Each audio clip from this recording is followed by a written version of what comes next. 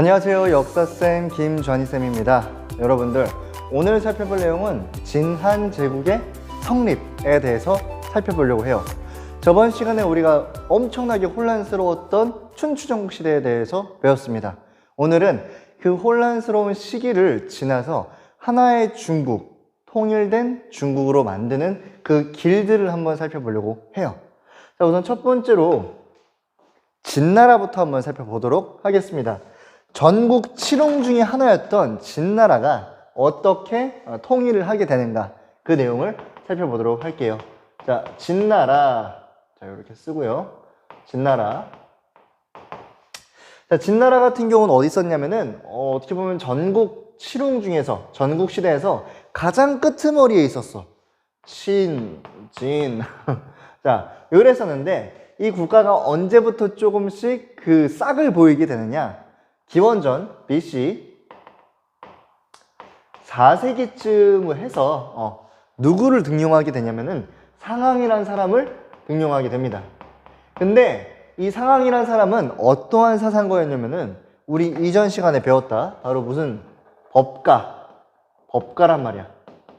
전하, 다른 거 다 필요 없습니다. 오로지 이 엄격한 규율과 규칙만이 나라를 강력하게 키울 수 있습니다. 아니면 뭐 철퇴. 그러다 보니까 상황의 이러한 리드 아래서 진나라가 굉장히 발전하게 돼요. 그러다가 언제 자, 이렇게 해서 각 국가들을 조금씩 진나라가 조금씩 야금야금 정복하기 시작합니다. 그러면서 언제 BC, 잠시만요. 이게 조금 이상하네. 자, 진나라가 이제 결국에 그 6개의 국가를 제압을 해버리고 중국을 최초로 통일을 하게 되거든요. 그게 언제예요? BC 221년이 되겠다라는 거고요. 자, 그랬을 때 이렇게 통일을 했는데 당시의 황제가 누구였느냐? 영정이었습니다. 진왕 영정이었단 말이야. 근데 본인이 생각을 하는 거야. 나라가 통일을 하긴 했어. 어떻게 뭐 초나라, 연나라, 제나라, 이제 뭐 위, 한, 조 다 통일을 했단 말이야. 그런데 겉모습만 통일이 아니라 내부적으로도 통일을 하고 싶었던 거지. 그러면서 여러 가지 통일 정책을 실시를 합니다. 통일 정책. 쌤이 근데 방금 황제라고 얘기를 했는데 그 전까지는 왕이었어. 황제는 언제부터 쓰는 거야? 이때부터 쓰인다라는 거지. 자, 통일 정책 중에서 이제 어떤 게 있었는가? 우선은 본인의 권위를 높이는데, 자, 시황제라고 얘기를 합니다. 자, 시황제가 뭐냐면은, 황제는 원래 이제 하나라를 건국하는 과정에서 있었던 사람이야. 사람? 신? 그런 친구인데, 어떻게 보면 중국의 이러한 높은 그런 좀 황제라는 거는 왕 위에 있는 거잖아. 그러한 느낌이었는데, 이제는 뭐야? 본인이 그 황제라는 거지. 그거를 언제 시작하겠다는 거야. 그래서 진나라 때 영정이 시황제라고 본인을 일컬게 됩니다. 여기까지. 자, 그리고요. 또 어떤 내용이 그치. 자, 군현제를 실시를 합니다. 군현제. 자, 군현제가 뭐예요? 쌤이 예전에 이제 전국시대 막바지 때 얘기했었잖아. 뭐야? 그렇지. 다스리는데 A, B, C 얘기하면서 그 전까지는 봉건제였단 말이야. 그 지역에서 나름대로 알아서 잘해 이거였는데 군현제는 뭐야? 직접적으로 파견을 한다는 거지. 큰 단위는 군, 작은 단위는 현. 그래서 전 중국을 황제가 컨트롤 하겠다라는 거지. 그 내용이 뭐예요? 군현제라고 할 수 있다. 근데 실제로 군현제는 그 지방에서 엄청난 반발들을 일으키게 됩니다. 지가 뭔데? 막 이런단 말이야. 자, 이렇게 군현제. 그리고 또 플러스 알파로 또 뭐가 있나요? 각종 규격을 통일을 하는데, 예를 들어서 화폐, 혹은 도량화, 혹은 또 뭐가 있어요? 문자. 자, 이거 뭐냐면은 그 전까지는 6개의 나라, 7개의 나라가 다 막 문자랑 뭐 화폐랑 뭐 도량형 이런 게 다 달랐단 말이야. 여기서는 한도에 이만큼인데 여기서는 한도에 요만큼이야. 그러니까 이게 혼선이 생길 거 아니야. 그래서 어떻게 해요? 다 통일시키라는 거지. 통일. 이건 좀 잘한 거지. 규격화시킨 거니까. 통일. 자, 요렇게. 그리고 또 뭐도 통일합니까? 사상도 통일을 하는 거야. 그때 어떠한 사건? 바로 요거는 좀 P가 들어간 사건이니까 빨간색으로 쓸게요. 분서 갱유. 요렇게. 분서 갱유. 뭐냐면은 책을 분질러 버려. 태워. 그리고 갱유. 유학자들을, 유교러들을 어떻게 땅바닥에 파묻는 거야. 왜요? 법가사살인이랑 대치가 됐거든.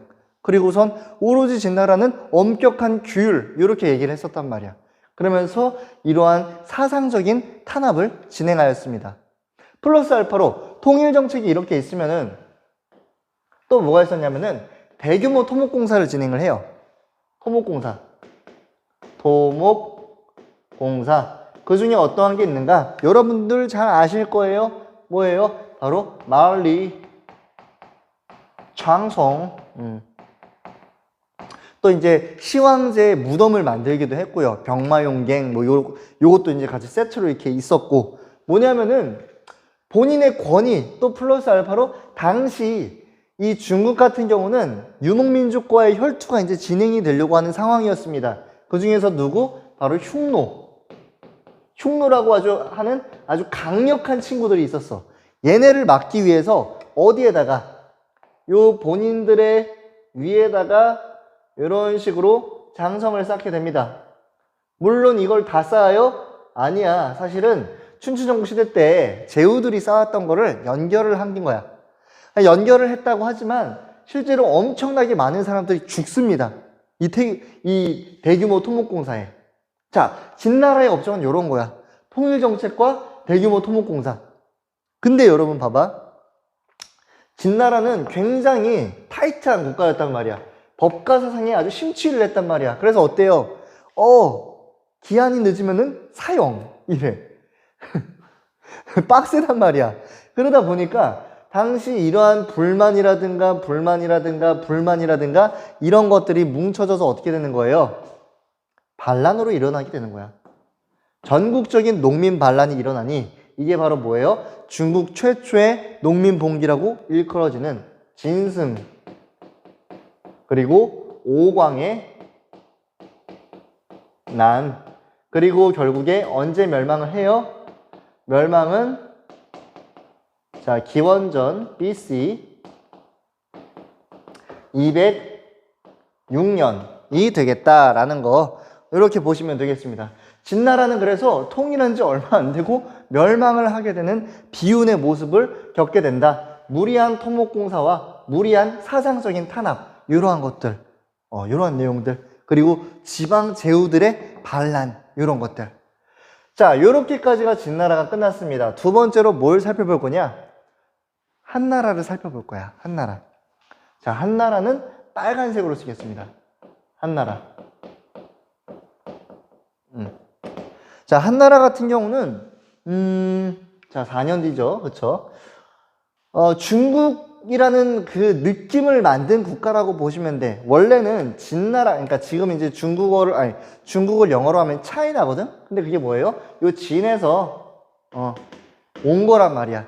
근데 이 진보다는 사실 중국인들에게 내가 짱골라네. 중국인이야. 이렇게 느끼는 게 뭐야? 바로 이 한나라야. 한족, 한나라. 이 중국이라고 생각하는 그게 뭐예요? 한나라. 그래서 시험에서도 굉장히 중요하게 나온다라는 거. 자, 진나라 같은 경우는 요렇게 구분을 하시면 될 것 같고요. 자, 그래서 한나라를 한번 살펴볼 건데, 한나라는 우선은, 기원전 언제? 기원전 200. 자, 요렇게 쓰고요. BC, 기원전 204년에 이제 통일을 하게 됩니다. 멸망한 다음에 얼마 안 돼가지고 진행을 해요. 자, 요거 좀 보기 편하게 요렇게 표시를 해 드릴게. 자, 요렇게. 자, 한나라 같은 경우는 두 개로 나뉘게 됩니다. 어떻게 해요? 전한, 앞에 있는 한이라고 해서 전한, 그리고 뒤에 있는 한이라고 해서 후한이라고 얘기를 해요. 후한. 자, 그랬을 때 전환부터 살펴볼게. 어떠한 왕이 있는가? 바로 고조가 있습니다. 고조. 우리 이제 뭐 고조 할아버지 뭐 이런 것처럼 처음 왕이야. 처음 황제죠. 누구예요? 멸망 이후에 누가 싸우게 되냐면은 당시 항우와 유방 들어봤어요? 초한지. 그래서 이제 초나라. 여기는 한나라. 이래가지고 장기판 두고 싸우잖아. 그런 내용이거든. 근데 결국에 누가 이겨? 유방이 이긴단 말이야. 유방이 누구예요? 고조야. 유방. 자, 황제가 된 유방 고민을 하게 됩니다. 어떻게? 나라를 세웠어. 그런데 어떻게 지방에 있는 제후들을 다스릴까? 진나라처럼 했다가 다시 또 반란 일으키면 어떡하지? 그치? 그러니까 어떻게 하는 거야? 약간 절충안을 사용해야겠다. 군현제가 아니라 뭐예요? 군국제. 센세. 군국제가 뭐예요? 군현제랑 봉건제랑 섞은 거야. 어떻게 해요? 일부 지역은 왕과 제후들한테 그대로 분봉을 하게 합니다. 그리고 나머지 지역 같은 경우 혹은 꼭 가져야 되는 지역 같은 경우는 본인이 군현제를 실시를 해요. 섞어서 한 거야. 그러니까 좀 만만하네? 너 군현제. 얘 좀 빡센데? 군국제. 얘는 근데 내버려두면 위험할 것 같아. 군현제. 이런 식으로. 그게 뭐예요? 군국제. 그러다가 황제권이 조금씩 세지고 강력한 황제가 등장하게 됩니다. 그 사람이 누구예요? 한나라의 무제라는 거지. 엄청난 깡패, 쌉깡패. 전환에서 이 한나라에서 제일 중요한 사람이야. 자, 별표. 제일 중요해. 시험 나오면 거의 나옵니다. 자, 한무제 같은 경우는 황제권을 엄청나게 강화해요. 황제권, 황제 최고, 황제 짱짱맨 최고. 신났어요, 갑자기. 자, 그리고선 황제의 권위를 강화시킬 수 있는 방법을 고민을 하다가 어떠한 유교 교육도 강조합니다. 유교. 그러면서 어떻게 누구를 바로 동중서라고 하는 친구를 바이 동중서 이렇게까지 여러분들 같이 기억을 하셔야 돼. 자, 근데 요것만 하면 끝이야? 아니야. 한무제 같은 경우는 대외적으로도 내적으로의 경제 시스템도 굉장히 잘 다져놨기 때문에 중요한 왕입니다. 한나라의 그런 강력한 기틀을 잡은 왕이기 때문에 기억을 꼭 해야 돼. 황제. 자, 일단은 우리나라 역사에서도 영향을 주는데 그 부분을 살펴볼게요. 자, 외부적으로 엄청난 정복 활동을 합니다. 외부적으로 정복 활동. 자, 어떠한 게 있었는가? 일단 북쪽, 특히 북동쪽으로 진출을 합니다. 자, 한나라예요. 한나라. 자, 북동쪽으로는 누가 있어요? 그렇지. 우리 고조선이 있지. 멸망시켜요. 기원전 108년에. 그렇죠? 기억나죠? 한국사. 그리고 남쪽에 남월, 베트남. 남월도 멸망시킨다. 그리고 한나라와의 아주 치열한 라이벌이었던 누굽니까? 흉노와 맞짱을 뜨게 되는데 사실 예전에 이 유방 같은 경우는 흉노한테 죽을 뻔했어. 그러니까 초대 황제가 흉노랑 맞짱 뜨다가 죽을 뻔했다고. 나라의 원수지. 싸우는데 좀 후달려. 흉노가 너무 잘 싸우는 거야. 그래서 어떻게 해? 그 옆에 이제 대월이라는 국가가 있습니다. 거기에 누굴 파견하게 되냐면은 장건을 파견하게 돼요. 장건을 파견해가지고 흉노의 뒤통수를 치려고 합니다. 그런데 장건이 이제 동맹에 실패해. 대월이랑 국가랑. 그러다가 납치당합니다. 그래서 한 10수년 동안 이제 막 갇혀. 흉노 애들한테.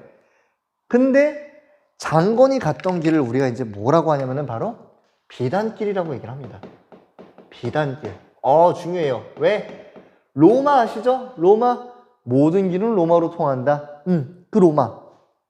한나라 로마를 잇는, 또 그 외에도 아시아와 서양이 만나는, 동양과 서양이 만나는 그 루트를 또 뚫어냈다라는 거지. 그게 되게 중요한 거야. 이 교역로가 하나가 또 만들어졌다라는 거야. 자, 어쨌든 이렇게. 자, 내부적으로 어떠한 모습이었는가?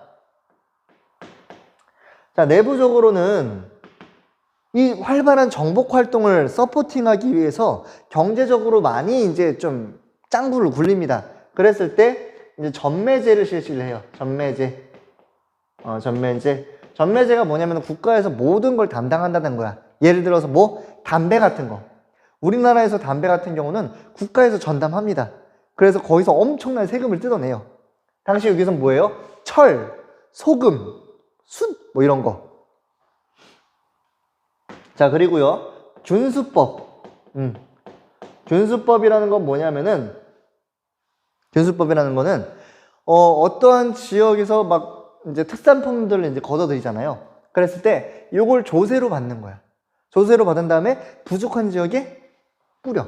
그러니까, 이 한 지역이 무너지지 않도록 아주 공평하게라고 보다는 균형적으로 국가를 발전시킨다라는 거야. 요래서, 세금 뜯어야지. 그런 내용들이 있습니다. 또 평준법이라고 있습니다. 평준법. 너무 많아요. 쌤이 포인트 짚어줄게. 평준법이라는 거는 쌀 때 사. 물건을 쌀 때 산 다음에 비쌀 때 팔아. 국가 너무 양아치 아니에요? 얘들아, 이 당시에는 왜 물건이 비싸지겠니? 물건이 얼마 없으니까 비싸지겠잖아. 그러니까 뭐야? 국가 입장에서는 쌀 때 많이 사가지고 물건이 얼마 없어가지고 비싸질 때 뿌린다는 거야.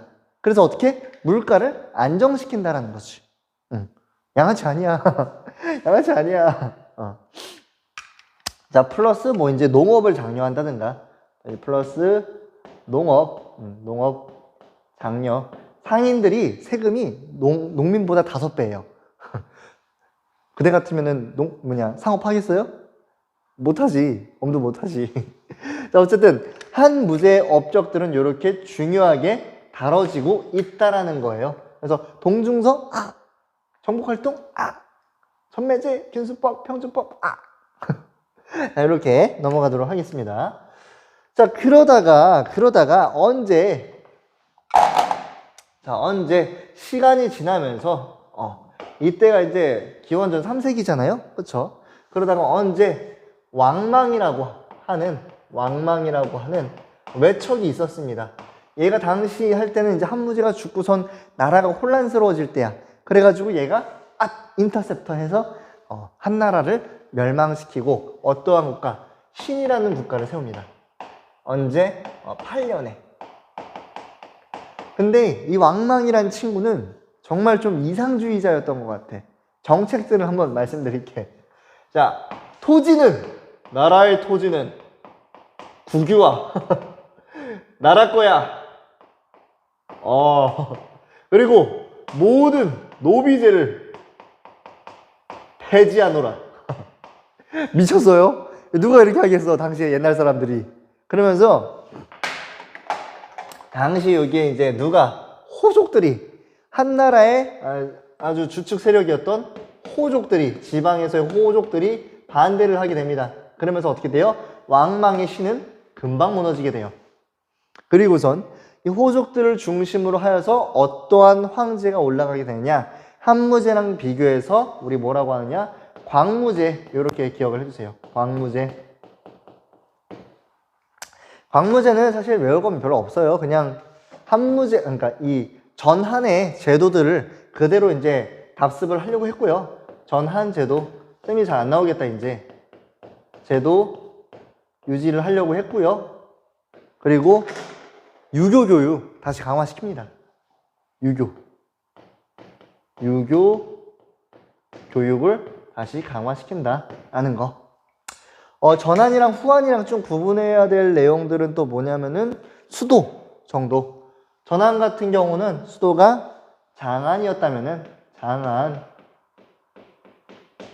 후한 같은 경우는 워양이었다. 워양. 뭐 쌤 때는 이제 낙양이라고도 배우긴 했었거든요. 낙양. 자, 그러다가 시간이 지나면서 언제 우리 이제 삼국지 아시죠? 삼국지. 그 배경이 되는 거야. 이제 막 십상시에 뭐 십상시에 의해서 막 나라가 혼란스러워지고 황건적의 난이라든가 뭐 이런 게 나오게 됩니다. 그러다가 언제 쌤 없어지겠어요? 진짜 없어진다 이제. 언제 BC 220년 이 BC가 아니지 미쳤어요? AD지. 이제 기원 후야. AD 220년에 멸망하게 된다. 어디 가요? 한나라 가요. 요렇게까지 여러분들 한나라의 역사를 볼 수가 있겠네요. 요거 그래서 이렇게 전환으로 이제 한번 이렇게 묶을 수가 있겠고요. 그리고 후환으로 간단하게 묶을 수가 있겠다라는 거. 자, 여기서 끝이라기보다는 사회문화 파트를 좀 더 건드려 보도록 하겠습니다. 자, 사회문화. 사회문화. 자, 사회 파트 같은 경우는 요걸로 할게요. 요걸로. 잠깐만.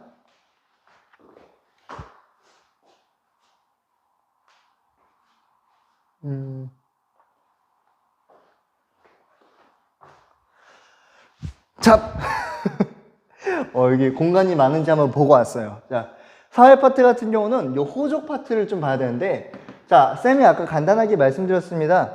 전환 혹은 후환, 가장 주축이 되는 세력들은 뭐냐? 지방의 호족들이야. 호족들, 우리 고려 이제 만들 때, 이제 후삼국 배웠을 때 한국사 보면은 지방에서 막 그런 세력들이었잖아. 유사해. 지방에서 힘 있는 친구들이야.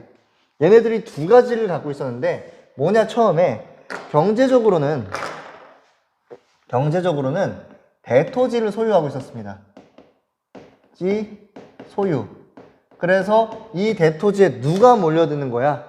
많은 농민들을 이 대토지로 기반해서 농민들을 예속한다는 거지. 농민 예속.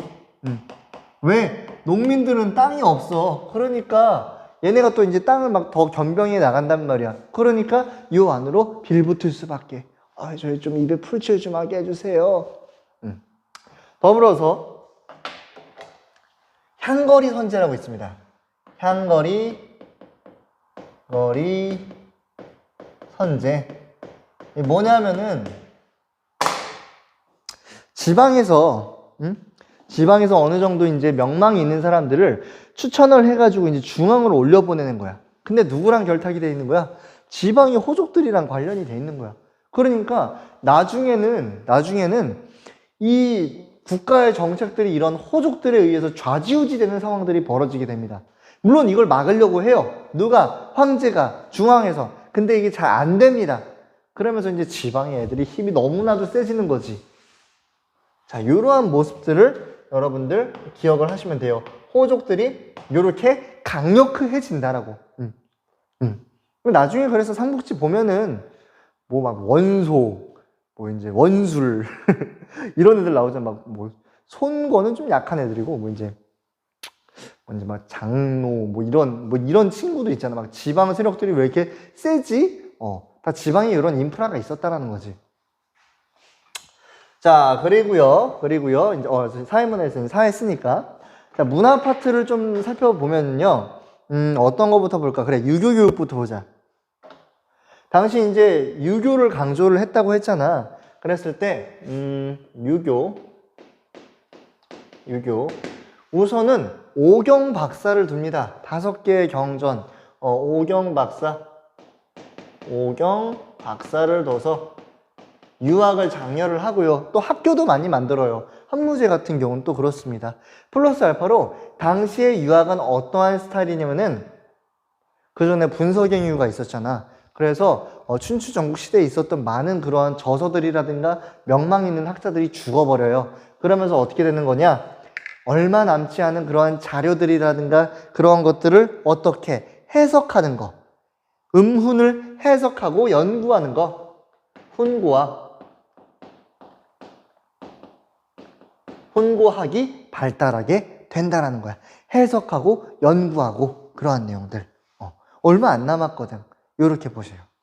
자, 도교 한번 살펴볼게요. 도교. 우리 이제 막 무위자연 막 이러면서 이제 막 노장사상, 노자, 자자 이랬잖아. 그 내용은 뭐야? 도교 같은 경우는 자연으로 돌아가 막 이러는데 자연으로 돌아가다가 어떻게 민간이랑 같이 결부가 됩니다. 그러면서 요건 그냥 단어만 기억해. 단어만.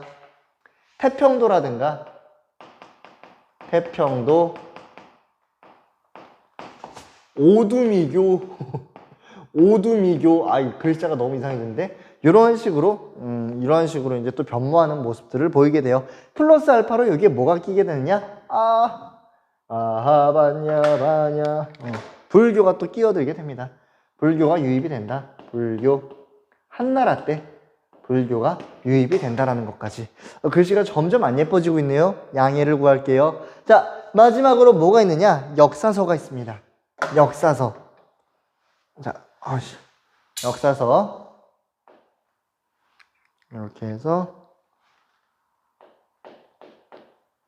역사서 이렇게 해서, 자, 전한 같은 경우는 역사서가 또 있고요. 후한 같은 경우에 또 기억해 주셔야 될 역사서가 있어요. 근데 전한에서 나오는 이 역사서는 여러분들이 상식적으로 좀 알아둘 필요가 있어. 뭐냐? 자, 사마천에 아시는 분들도 있을 거예요. 바로 사기치지 마. 사기. 자, 그러면 후한 시대에는 뭐예요? 반고에 반만 봤어. 뭔 반이야? 자, 반만 연구했어. 자, 반고에 이렇게 쓸게요. 반고에. 근데 진짜 반만 봤어. 무슨 말이야? 전한시대 역사서거든. 자, 요거는 한서. 한나라의 역사. 요렇게.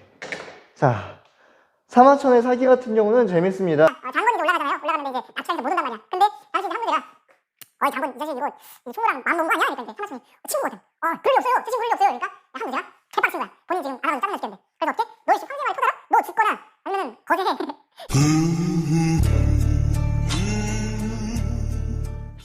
근데 이 사기가 도대체 뭐냐? 중국에서도 그렇고요. 우리나라에서도 이 역사서를 만드는데 아주 본이 되는 그러한 역사서가 됩니다. 뭐 이제 열조라고 해서 이제 뭐 열전도 있고 뭐 본기도 있고 막 이러한 그런 양식들이 있거든요. 이 역사서를 쓰는 양식들이, 이게 우리나라까지 와가지고 이제 막 엄청나게 영향을 주는 그 틀이 됩니다. 자, 반고 아까 말씀드렸듯이 전한에 대한 역사를 쓰는 그 한서였다 정도 기억을 하시면 되겠습니다. 자, 이렇게 해서 사회문화 이렇게 정리를 해보도록 할게요. 자, 이렇게. 자, 이상으로 진한 제국의 성립에 대해서 간단하게 살펴봤습니다.